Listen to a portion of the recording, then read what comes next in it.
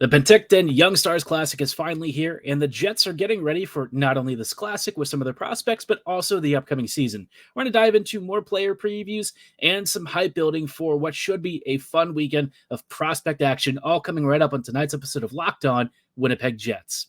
You're Locked On the Hockey Jets, your daily podcast on the Winnipeg Jets. Part of the Locked On Podcast Network, your team every day.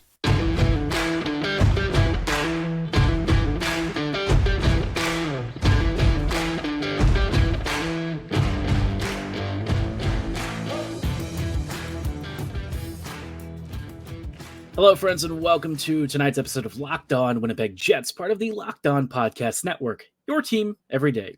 I'm your host, Harrison Lee, an avid Winnipeg Jets fan and an online blogger. You can follow me on Twitter at HLLivingLoco and at LO_Winnipeg Jets. As always, thanks for making Locked On Jets your first listen of the day every day.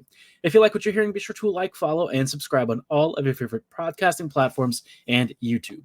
Doing so, of course, is always free of charge and ensures you never miss another episode. But most of all, we just love and appreciate your support.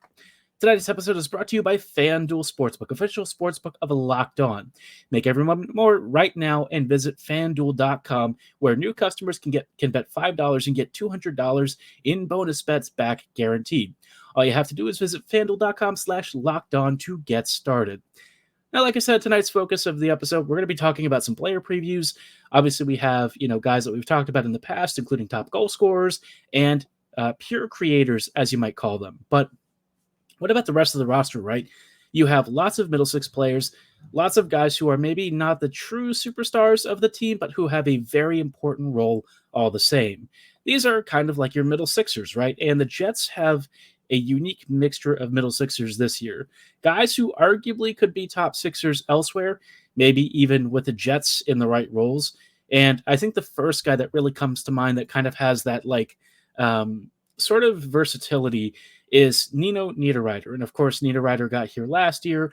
He was a trade deadline acquisition from the Preds for a second round pick or something? I mean, it was really, really cheap. And Niederreiter, I feel like, has had a very unusual career. Back in the day, and I mean like several years ago, I was kind of thinking he would be, a continual first liner, right? A guy who maybe is more of like the 2014-2015 Winnipeg Jets first liner, where they were very underrated, very skilled, they positively promoted play, and you look at their scoring rates and okay, they don't jump off the page. You might think, well, compared to McKinnon or something, yes, Niederreiter doesn't really hold a candle, but what you're looking for from him is really good attacking play, a guy who is very physical down low, who likes to create chaos in the slot, and who will cash in greasy goals and also contribute some good passing and some good skill plays. And Niederreiter is capable of all of this. What's fun with him is that he has kind of had all sorts of peaks and valleys in his scoring record over the past few years. And I've actually been a fan of his for quite a few seasons. So when I heard that the Jets were getting him for a second round pick, I was actually kind of thrilled in a way, not because I thought that he was going to be a world-beating player. I didn't really see that being the case. But what I thought with Niederreiter was that he'd be very productive, and in the right role would actually really help Winnipeg's, I would say, top nine, because you can basically play him almost anywhere you want. I think he's most ideal on either a second or a third line. But again, I mean, whatever you need from him, he'll probably do. And when he was with the Jets, he was kind of cooking. He had 13 points in 22 games, and that would actually be a pretty dang good scoring rate if you compared it to a lot of other players on this team. Not only was he contributing, goal scoring, he was also chipping in with some assists. And, he played a decent chunk. I mean, it wasn't crazy. He was averaging almost 17 minutes a night. So he was certainly out there a bit, but it's not like he was playing as much as the top line, right? So Niederreiter, for me, I'm thinking this year, if all goes well, if he really has a productive season, it wouldn't shock me if he got closer to 45 to 50 points. I think he can definitely do that, but it would really depend on where he plays. If he's in a second line role, that's where I think you'd see a bit of a jump in production. But if he's more in a third line role, maybe it's down to 35 to 40, which would be pretty reasonable, right? And if he hits that for your third line, that's freaking fantastic. You really can't be upset about that. That's a great season. And personally, I'm expecting big things from Nino to this year. We saw him be very chippy, very physical, but also very skilled and savvy. And those are traits that I think make him, I would say, a more unusual player. You don't find as many guys who are high skilled players who are also willing to grind and grit and occasionally get chippy with folks. But he has all of it, and I think he's going to become a minor fan favorite over the next year or two. I think he's primed for a big season. I'm hoping that's the case. Now, new arrival Alex Iafallo is an interesting one because he kind of arrived without a ton of fanfare. I think most people sort of looked at him as a cap dump, but he's basically not that dissimilar from Niederreiter in terms of his scoring records over the past couple of years. He's hovered somewhere around 35-ish points or so, 30 to 35. He's a very skilled player. I think he tends to be a little underappreciated. He's got a great release. He's got solid vision and passing. And look, he's not going to be a top-line guy, but you're not asking him to be that. If he floats up and down your top 9, you're going to do fine. And I think especially anchored in like a middle 6 role, he's going to kind of cook for the Jets. I think he offers additional scoring depth. This year, I think he could hit, well, I would say like 15-ish goals would probably be pretty safe. 15 goals, maybe 15 to 20 assists. I think that'd be a really successful season for him. If he gets more ice time, obviously that might change his points production. He did, I think, got like reasonable amounts of time with the Kings. I mean, he was playing at times almost 20 minutes a night, which I think is a little much for what his production levels have offered in the past. But for the Jets, I think if you give him, a role that allows him to sort of anchor a third line, maybe alongside maybe Kupari or something. I mean, you have a lot of well, actually, it's probably going to be Lowry. Lowry will probably be the third line center. I'd be interested to see if he could actually cook with Adam, because Adam, likes to create chaos down low, is a very greasy kind of goal scorer. Once in a while, you'll see flashes of really high-end skill from Adam, but for the most part, the way that he likes to attack is to crash the net and create chaos. And with Iafallo cleaning up, that might be a really fun duo, regardless of who you have on the wings, which, the Jets have a surprising amount of wings who are going to be like forechecky, grindy types, right? So this team, like I said, it's a very interesting arrangement of talent. I think as we get closer to preseason, I want to explore the line combinations again, because Winnipeg definitely has, I would say, an interesting arrangement of player archetypes, and it's going to be hard to find for Bones to find like a good combination of each line. I think it's going to be challenging. I think there's going to be a lot of different ways that you can arrange this group, but what I'll say is this is probably one of the best top 9s the Jets have had in many seasons. So get excited about that, because I know I'm tired of watching crappy hockey. Now, obviously, the Jets' middle 6 is not the only depth group that's worth talking about. I also wanted to focus on some players who might be more towards the bottom of the roster, but who are no less important. We'll dive into the bottom 6 and the maybe perennial fourth liners in just a moment. Before we go any further, though, I did want to shout out our friends and partners at FanDuel.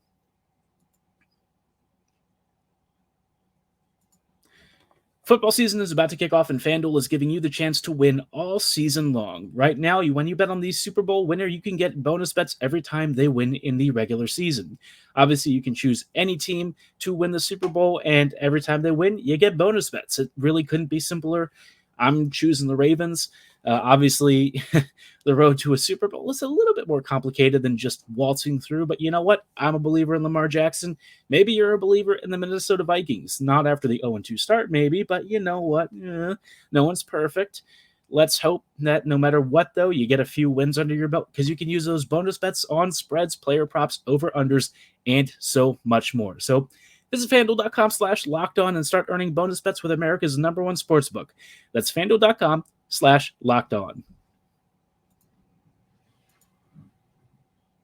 Hello, friends, and welcome back to this episode of Locked On Winnipeg Jets, part of the Locked On Podcast Network, your team every day. Everydayers, thank you so much for joining us in tonight's episode as we talk about Winnipeg's interesting roster situation. And maybe now it's time to focus not so much on the top-end goal scorers, but potentially season previews for some of the depth players. I'm talking about guys like Morgan Barron. Now, you know me, I really like Morgan Barron. I know that it sounds a little bit silly because, you compare him to like Adam Lowry, and they have some surprisingly similar traits, right? They're both big physical players, very strong, and both actually have pretty soft hands in the right moments. But where I think Lowry is maybe not as effective offensively, I think that Barron has another level to his game that we're starting to see more and more signs of. He played like 13 minutes a night, and he got 21 points in 70 games this year. Now, I'll say this. I think his shooting percentage, which is sitting at 7% last year, is actually a little low.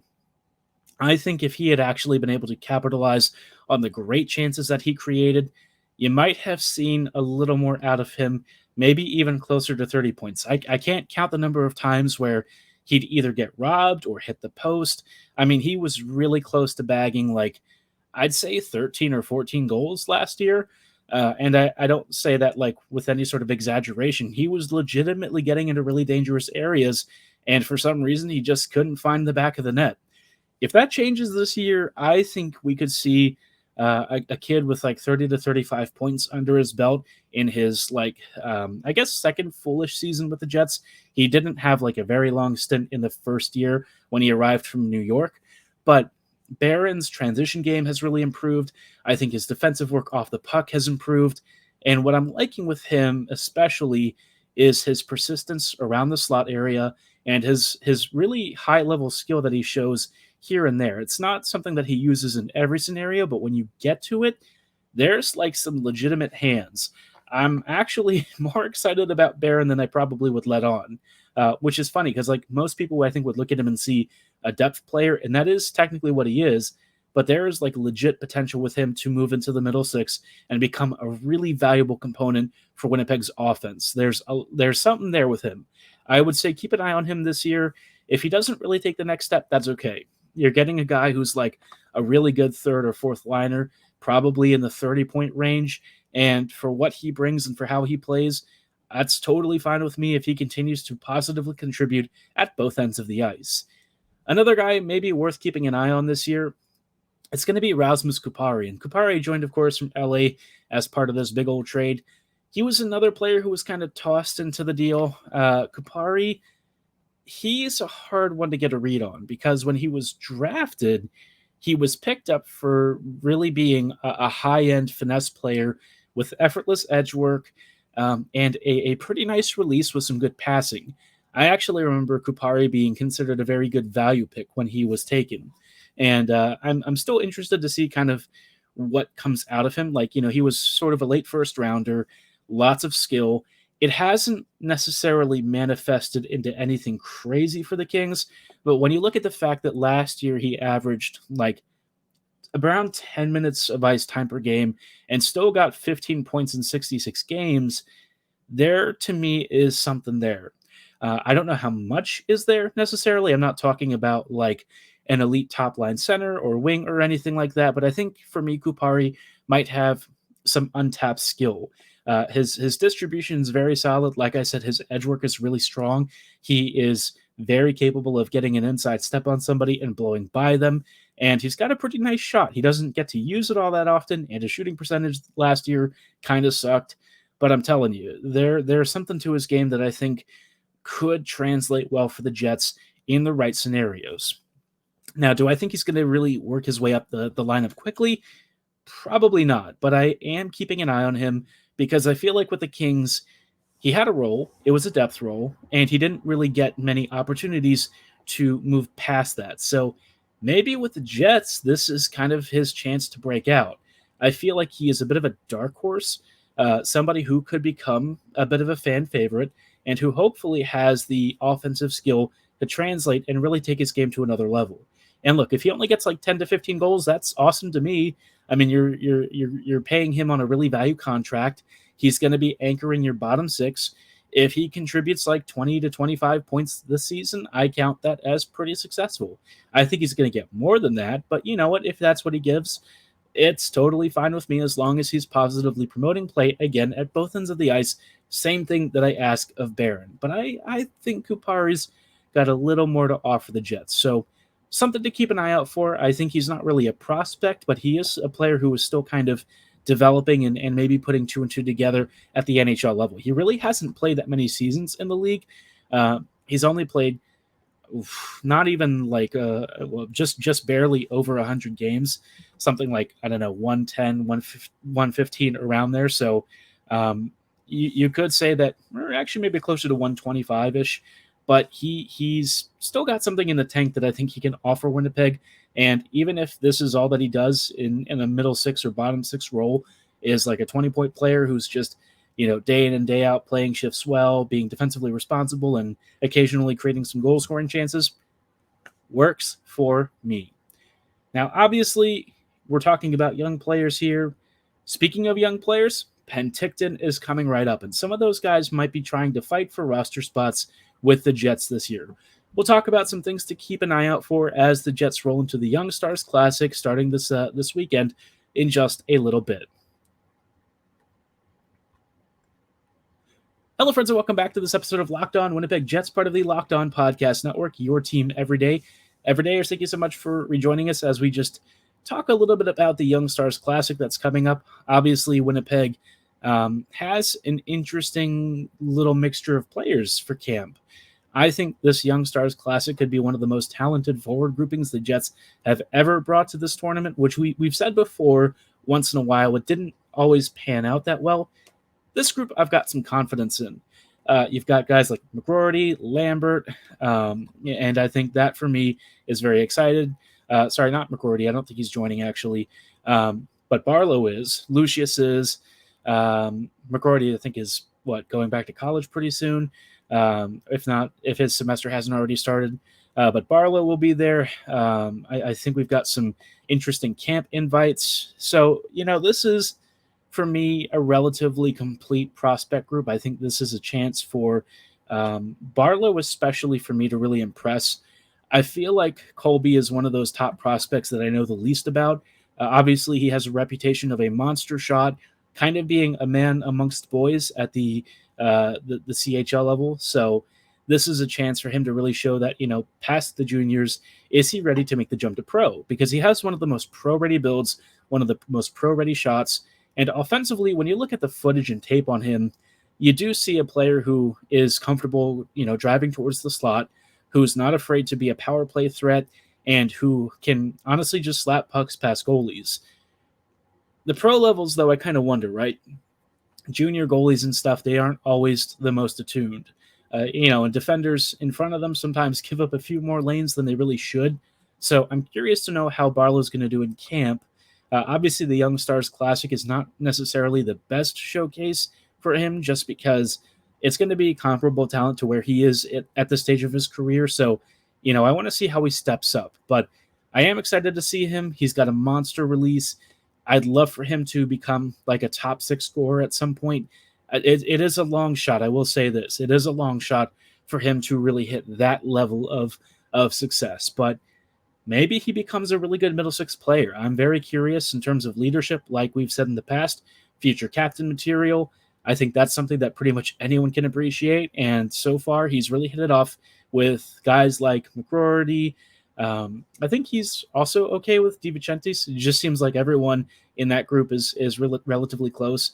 Milic seemed like he fit in immediately. So, yeah, I mean, there's just good vibes with these kids. I mean, you talk about McGroarty lighting up a room, Barlow hitting it up with him. I mean, it's a really solid group of players, and they all seem to be kind of on the same page. And I'm really excited to see how they gel with Brad Lambert, one of the other preseason and Penticton invites, who I think maybe stands the best chance to join the Jets this year. I think he might actually make his NHL debut at the start of the season before getting sent down to the Moose. He's a very exciting prospect. There's not really much more to say about Lambert that really hasn't already been said. I think the only thing that I'm waiting for him is kind of to take the leap from just being a great juniors player to being an elite pro player. And I think it will take time for him. I think it's not going to be an immediate jump. I think you'll see flashes in his first NHL game or two where you're like, this is why he was at one point like a top 3 or top 5 draft pick. Brad had all the skill, the skating, the shot, the offensive IQ, all of that stuff to be a legitimate monster. But as you know, the Lahti Pelicans and some of his stints in Finland didn't exactly go according to plan. Some of it his fault, some of it the team's fault. So a lot of blame to go around there, but now he's, regained his confidence since joining the Thunderbirds. I think he's primed for a monster season if he stays, but I think he's coming back to the Moose. I think he should have a pretty successful season, and if he can get a few NHL games in under his belt, more power to him. Let's see if he might actually be good enough to come back, maybe towards next summer as the Jets try and push into like a playoff spot. He'll maybe filter in towards the end of the regular season, towards the April month, but then after that, if all goes well, maybe he sticks around for the postseason. One last player that I think I would keep an eye on is Chaz Lucius. Chaz is one of those guys who I would say has been really disappointing, and it's nothing that really is his fault at all. I mean, he's just had horrible, horrible injury luck, and the disappointment isn't really in him so much as it is for him. I really felt like he has, a fantastic ceiling. He's got loads of skill. He's a very exciting prospect, and he just can't stay healthy. I mean, when you see him play, even for the Moose, in some of his limited stints, you can see the way his mind works. He's a super creative passer. He's got a great shot. He loves hovering around the face-off circles to pick those corners. Sometimes he'll go behind the net to create opportunities. I mean, he's just a really versatile attacker. And for me, it's a shame that so far, his career has really been derailed by injuries. Do I think it's going to stay that way? Hopefully not. I really want to see him thrive. For where the Jets prospect pool is at this point, he would probably be at the top of it if he could just stay healthy, but he just hasn't had that fortune yet. But Penticton, it's a new, fresh start. This is a chance for him to really take the next step and hopefully, stay healthy. I mean, it'd be nice because he was already off to a monster start with the Winterhawks before he had to have shoulder surgery or something. Even his first, Moose stint wasn't so bad. 5 points in 12 games. That's actually respectable for a kid entering the pros for the first time. So, yeah, cross your fingers for Chaz. I'm really excited about him. He's a super awesome, skilled player with so many tools. A volume shooter, but a high danger volume shooter. I just hope that he gets a chance to really show it off before things start to take a bit of a turn. The good news is he is only 20, so the injuries that he's suffered, he should hopefully recover from, and they've all been of a different nature from one another. So it's not like he's having repeat offenders with the same shoulder or the same knee, something that would be a recurring problem in the future. Thankfully, it's mostly separate, so cross your fingers, he has a full year. Let me know what you're watching for in the Penticton Young Stars Classic. Maybe it's one of the camp invites. Maybe it's a prospect I haven't mentioned. Let me know in the comments below or at my social medias at HLLivingLoco and at LO_Winnipeg Jets. For tonight's show, though, that is all the time that we have. As always, I thank you for making Locked On Jets your first listen of the day every day. Be sure to like, follow, and subscribe. And as always, thanks for listening. Have a great night, and go Jets go.